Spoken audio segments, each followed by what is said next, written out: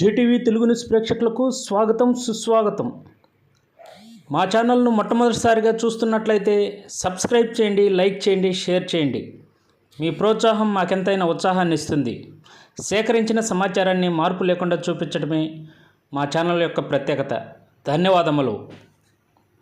వివరాల్లోకి వెళ్తే, నెల్లూరు జిల్లా కావలి పట్టణం పాత ఊరు ముద్దబుడ్డ రైతు నాయకుడు రామిరెడ్డి కావ్య కృష్ణారెడ్డి నామినేషన్ సందర్భంగా కొన్ని మాటలను మీడియాతో పంచుకున్నారు.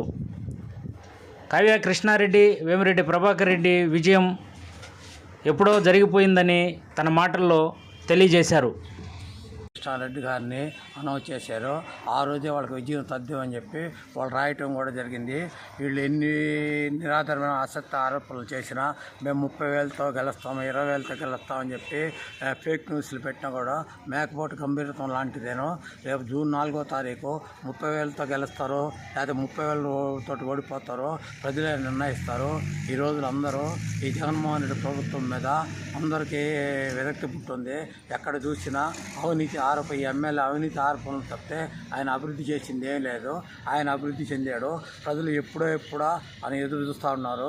5 సంవత్సరాల తర్వాత ఓటును వినియోగించుకునే టైం వచ్చింది.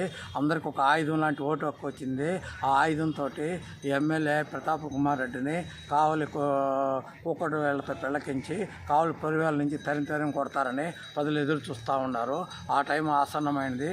కావ్య కృష్ణారెడ్డి గెలుపు ఎవరు ఆపలేరు. కావ్య కృష్ణారెడ్డి గెలుపు కావలి నియోజకవర్గానికి అభివృద్ధి అని కూడా మేము తెలియజేస్తూ ఈరోజు వేమిరెడ్డి ప్రభాకర్ రెడ్డి గారు 2 లక్షల పై చిలుగుతోటి గెలవబోతున్నాడు. అదేవిధంగా కావ్య కృష్ణారెడ్డి గారు 10-15 వేల మధ్య మెజార్టీతో గెలవబోతున్నారు. వీళ్ళిద్దరిని గెలిపించుకొని కావలి నియోజకవర్గాన్ని అభివృద్ధి చేసుకుంటామని కూడా మీకు తెలియజేస్తున్నాను.